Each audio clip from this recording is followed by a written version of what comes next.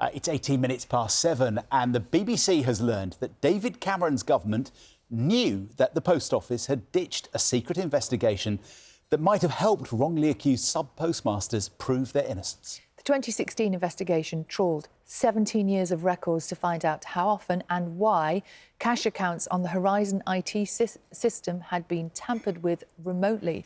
Our economics correspondent Andy Verity has the story.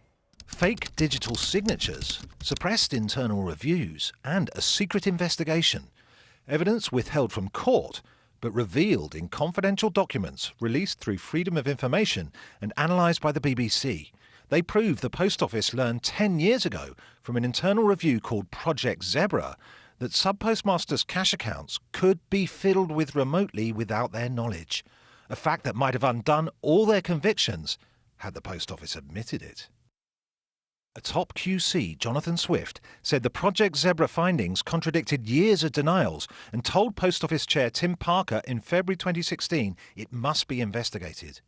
We found out that Parker hired the auditors Deloitte to trawl through every transaction on the Post Office's Horizon system going back to 1999 to work out how often remote fiddling had happened and why. Ministers in David Cameron's government knew about the investigation, including then Business Secretary Sajid Javid and Baroness Lucy Neville-Rolfe.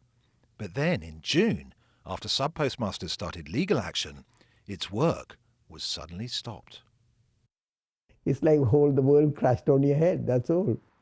The government took my house. They made me bankrupt. Senapathy Narantiran, or Naran to his friends, was given a 3-year jail sentence based on evidence from the Horizon system, and its conviction still hasn't been quashed. Since I've been in and out, when I came out, the relationship between our family started going down the drain, and I felt it. If Deloitte's investigation into Horizon had been completed, it might have helped falsely accused sub-postmasters like him to prove something crucial, that the evidence used to jail them, Horizon's data on the cash in their branch accounts, couldn't be relied on. I came to Ramsgate on the Kent coast to show Naran what I'd discovered. Naran, hi. Hi Andy, very nice to meet you. Nice to see you. Yes, Thank you. Thank you. He says the police couldn't find any evidence of theft apart from the false Horizon data. You were trying to tell them it might be the computer. Computer, yes. Somebody is remotely accessing into the computer and do it, but they said no. The Post Office will never do such thing. I showed Naran the Project Zebra findings from a briefing for the Post Office board. They discovered that Fujitsu could tinker with your computer using a fake key. That's right, yes.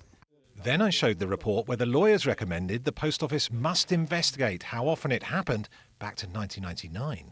So do you think they did that work? Do you think they followed the QC's recommendations? What would be your guess? Oh, if they would have followed it, then I wouldn't have been inside the prison. Well, here's the thing. They did follow the recommendations.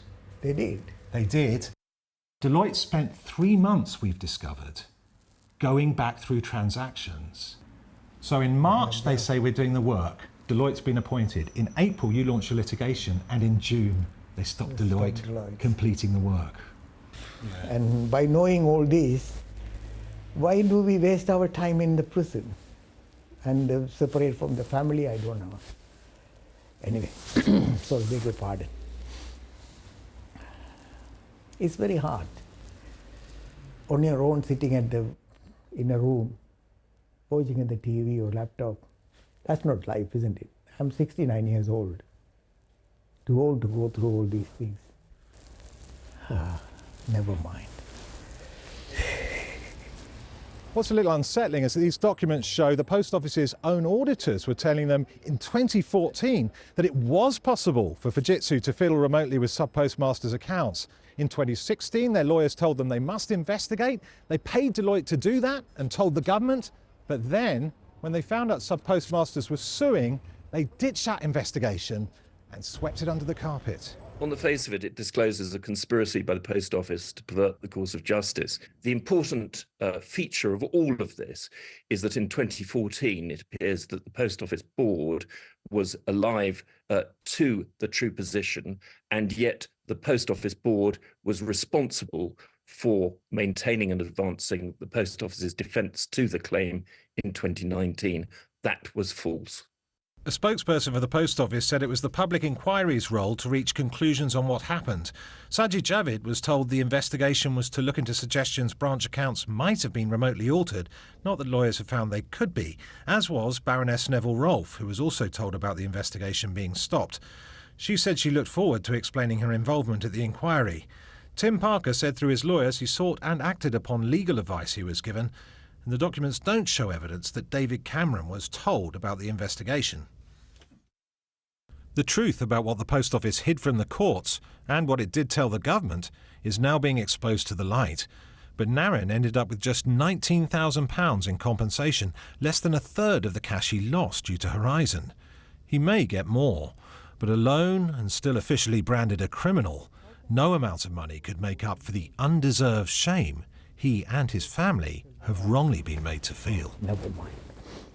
Andy Verity, BBC News, Ramsgate.